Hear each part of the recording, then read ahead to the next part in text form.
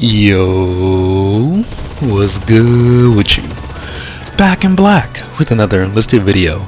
If you guys are new to the channel and you love shooting games just like me, make sure you aim for that like button and shoot that subscribe button as well. It'll help you find better teammates and improve skill-based matchmaking. In this video, I would like to break down the most vital perk recommendations for the machine gunner soldier class in Enlisted to make you as effective as possible on the battlefield when you actually do have machine guns.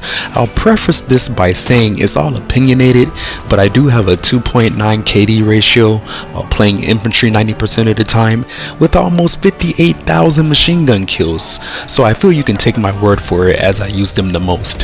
Something else to keep in mind going into this video is that you always want to attack the perks from the standpoint of either buffing what skills make your particular soldier class more effective, and also from the standpoint of attacking the bad stats of a weapon you have in hand, or conversely accentuating what good stats the weapon already has to make it even better overall.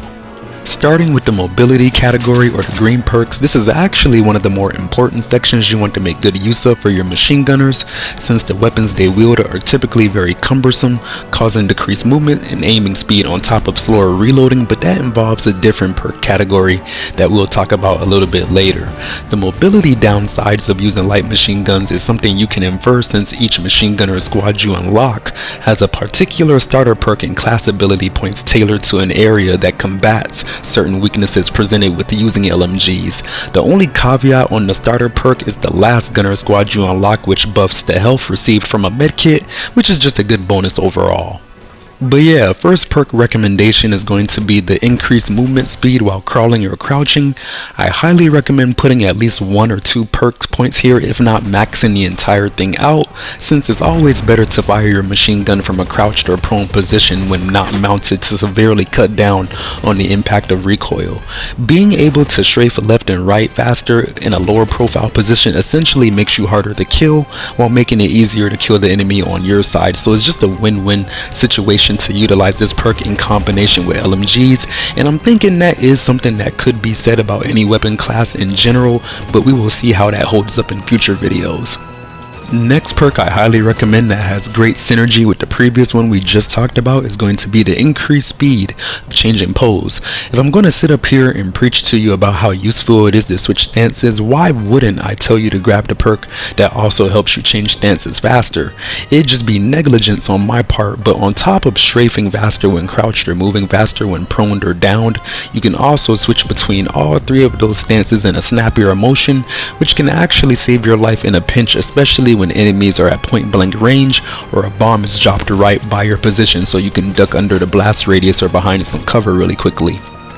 Moving into the second tier of mobility, I highly recommend the bandaging faster perk, as bandaging is one of the most time consuming things you can do in Enlisted that takes you out of the fight for an extended period of time, and the more time spent actually using your machine gun, the better. Bandaging speed is more imperative on certain soldier classes than others, mostly pendant on if they're actually meant for direct combat or to be kept alive, but it's just a good perk to have in general for anybody that has a med kit equipped, even more so if a medic is actually nearby. Looking at it now, it's kinda weird, and I'm wondering why the bandaging speed perk isn't in the vitality section instead of the mobility section, but neither here nor there. The other second tier mobility perk you should choose for your machine gunners really is a matter of personal preference, but I'm definitely a big fan of the increased run speed perk for a couple of reasons. 1. Machine gunners already make you move super slow by default, so anything to combat that I would highly recommend as you level up your soldiers and gain more perk points to, allocate to your mobility slot. 2. Like I alluded to earlier, the first machine gunner squad you unlock already has an innate run speed perk equipped, so the perk points that you put into it basically just accentuates that and stacks on top. You love to see it. To quickly touch on the last perk being the sprint speed perk all the way at the bottom, which of course is the Achilles heel of LMGs in general from a mobility standpoint, I could see why people would want to pick that, but it costs so much on the perk points that you miss out on a lot just in terms of every other perk that you could have in the mobility section that would make you more effective overall. So yeah, basically I recommend not choosing that when you could just swap to a melee weapon and, you know, an alternative fashion to run faster if it's really that deep when it comes to sprinting, instead of spending 15 perk points or 16 perk points on it. Moving into the vitality category, or the red perks, or I guess pink depending on if you're colorblind or not, let me ask you a question, viewer. Do you feel like you constantly run out of stamina when using the machine gun squad, making it even more annoying to get around the map in a timely fashion, preferably getting to the objective? If yes, then this is the category that can help you circumvent that pitfall. First perk I'm going to recommend is going to be the increased stamina regeneration speed. It just makes sense to grab this perk for any machine gun, as they are the heaviest small arms archetype in the game, which causes your stamina to drain the fastest. Of course, you have to grab other perks to make it to the second tier, so I'm also a big fan of the reduced effect of head shaking and concussion caused by explosions, since most of the machine guns you get early on will either suffer from a small magazine size, a low fire rate, or both, which means missing is very detrimental to your kill streak success. And I'll round that off by saying you should grab a few health regen outside of combat perks as well, because it's only a net positive, and again, you gotta make it to tier 2 perks somehow for the red color. Once you do make it into the second tier of vitality, or the red perks, this is where you can really set your machine gunners up for success by stacking up on as many baseline stamina increase perks as you can afford. I also recommend grabbing at least one health amount restored by medkit increase perk, because I doubt most of you are putting backpacks on your machine gunners. So basically that one medkit that you have, you definitely want to make sure it, you know, is restoring as much health as possible. I'm sure some of you are eyeing that stability after receiving damage perk, but I think that's a little too expensive for the actual value that it provides to your soldier in the middle of combat compared to its contemporaries. And as far as the increased vitality perk all the way at the bottom, that is an amazing perk, don't get me wrong, and I'm not even saying it's not worth the amount of perk points that, you know, it costs. It is. It's just one of those things where stamina is more so the important thing that you want to focus on, particularly with machine gunners and, you know, general. So that being said, spending one or basically all of your perk points on that one vitality slot basically will hamper your machine gun's abilities in a lot of other areas. Last perk section we have to cover today is going to be the weapon or yellow perk category, and easily the first perk you want to turn your attention to is going to be the decreasing of the shot spread after quick turning. There really isn't any other yellow perk in the first tier that I would really recommend grabbing unless you're running overkill on your machine gunners and carrying two machine guns at the same time, especially so if they are belt fed, in which case it actually does make a little bit of sense to grab the weapon change speed perk. But other than that, I definitely recommend decreasing the shot spread on your machine gun as much as possible, as that is one of the other prominent features that you will find on any machine gun that you use. Moving into the second tier of the yellow perks, we have a little more variability as far as good options is concerned, but personally, I don't think there is ever a reason that you shouldn't grab the vertical recoil reduction perk for any of your machine gunners under any circumstances. The less recoil your machine gun has in general, the better it performs, period.